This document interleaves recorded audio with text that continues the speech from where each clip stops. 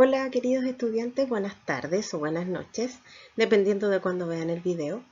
Este material está hecho para sintetizar de alguna manera todo lo que hemos podido ver durante la unidad 1. Ya vamos a tratar de hacer un cierre de esta pequeña unidad para que vamos enseguida avanzando según los contenidos tratados.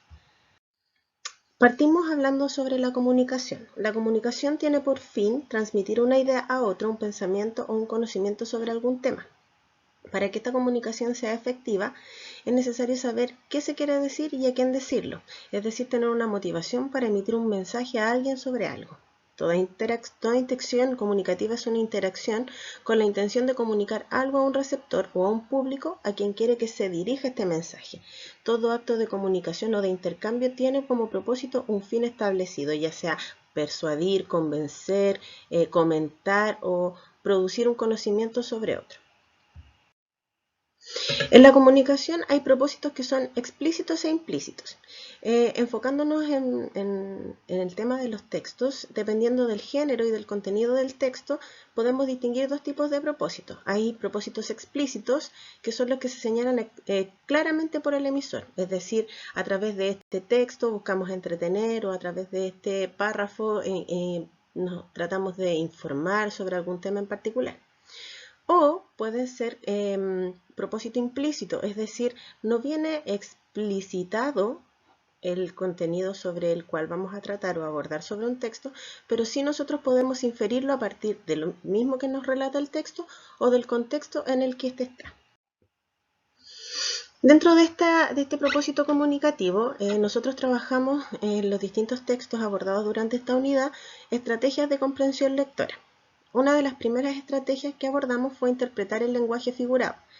Muchos de los textos que nosotros hemos leído no tienen un lenguaje literal, es decir, tienen algunas ideas que hay que interpretar a partir de las claves que nos da el mismo texto. En este lenguaje figurado encontramos algunas semejanzas que pueden ser reales o imaginarias, es decir, cuando comparamos, por ejemplo, el aroma de una persona a una comida o cuando evocamos la sensación sobre un sonido que nos recuerda a un evento puntual sobre nuestra vida, nosotros tenemos que interpretar ese lenguaje. Hay que destacar que el lenguaje figurado se opone al lenguaje literal, no tiene una significación directa, es decir, que requiere de una interpretación y le otorga un significado diferente a las palabras para dar un nuevo sentido a lo que vamos a decir. Hay otra estrategia que trabajamos durante el semestre que es preguntar al texto. Siempre es importante cuando leemos algo irnos haciendo preguntas sobre el mismo texto que vamos leyendo para saber si es que estamos entendiendo o no. Entonces, muchas veces nosotros nos autopreguntamos para descubrir la información que nos quiere decir el autor o el escritor en este texto y para rescatar los detalles esenciales de esta lectura. También podemos hacernos preguntas explícitas abordando efectivamente información que está referida en el texto. Pero también podemos hacer preguntas implícitas, es decir, preguntas que tienen relación con la interpretación que nosotros le damos más las claves textuales que nos entregan los distintos textos. Otra estrategia que nosotros utilizamos durante este semestre para comprender los textos que leímos fue identificar las motivaciones de los personajes para actuar en determinadas situaciones que nos van planteando las narraciones. Estas características también pueden estar explícitas o implícitas en los textos. Si aparecen de manera explícita, las características van a aparecer en el texto y va a hacer referencia, por ejemplo, cuando nos describen la edad de los personajes, las características físicas, de la manera en que ellos están vinculados con otros personajes dentro del texto. Nos van a decir también cómo es la personalidad explícitamente.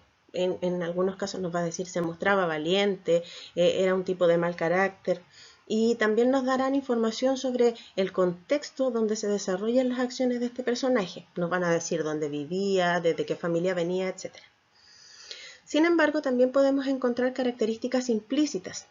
Esta es la parte un poco más compleja y aquí es donde nosotros tenemos que interpretar, fijarnos a través de las acciones que realiza el personaje en la manera en que actúa regularmente, las conversaciones que tiene con otros personajes y también tendremos que inferir rescatando esa información sobre las conversaciones, sobre sus aspectos físicos, de la manera que actúa, para determinar de tal o cual manera como él va a actuar en otra situación. Una habilidad que tratamos de trabajar durante el desarrollo de esta unidad es mejorar la habilidad de inferir. Pero para inferir primero tenemos que saber qué es lo que es inferir. Inferir es entender algo de un texto que no está escrito literalmente, que no aparece expresamente en el texto, sino que se deduce de la información que nos entrega más nuestros conocimientos previos sobre algún tema, lo que nosotros sabemos sobre algún tema en particular. La inferencia muchas veces se confunde con la posibilidad de emitir comentarios o juicios sobre alguno de los personajes en una narración. Pero no siempre es así, no siempre va a implicar anticiparnos a lo que va a hacer el personaje o emitir juicios sobre su participación en las diferentes acciones a las que va a trabajar.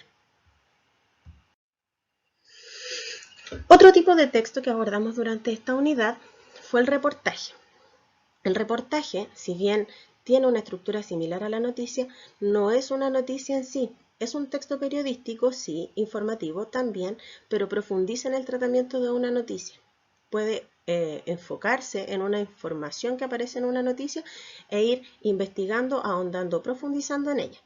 Da a conocer un hecho determinado en forma clara y se complementa con información que permite al lector hacerse una idea más completa sobre el hecho ocurrido. Un reportaje puede atañer tanto a un evento como a un personaje dentro de una narración, de una investigación.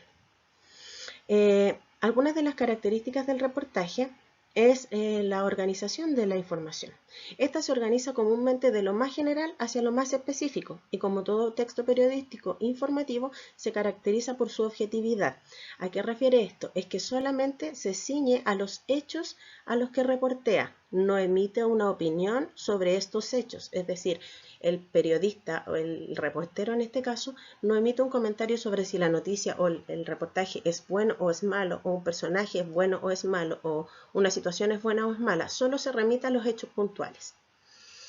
Tiene un titular que generalmente está formado por un epígrafe o antetítulo, que es una franjita que va arriba antes del titular, y el título y luego la bajada, que es una especie de resumen sobre la que va a tratar el reportaje. Predomina en él la función referencial o representativa del lenguaje y es común que se incluya información detallada o específica sobre un aspecto del reportaje. Vamos a ver un poco la estructura. Si se fijan en esta lámina podemos ver el epígrafe sobre el titular, luego vemos el título o titular, luego vemos una imagen y bajo la imagen vemos una bajada, haciendo referencia a las personas a las que hace referencia este reportaje. Puede ser una imagen que nos muestre una persona o una situación a la que hace referencia. Y luego tenemos el cuerpo del reportaje donde se desarrolla esta noticia. Finalmente tiene un cierre donde puede dejar la posibilidad de que usted saque sus propias conclusiones o un cierre donde remita hasta el fin de donde llegó la investigación. En este caso podemos ver también un ejemplo de la estructura anterior. Tenemos el antetítulo, el epígrafe, tenemos el titular, tenemos la foto, tenemos la bajada y el cuerpo del reportaje. Aquí también en esta lámina podemos ver las partes establecidas o esquematizadas dentro de una lámina. Tenemos los titulares, la entrada, la introducción o la bajada, el cuerpo y el cierre o conclusión.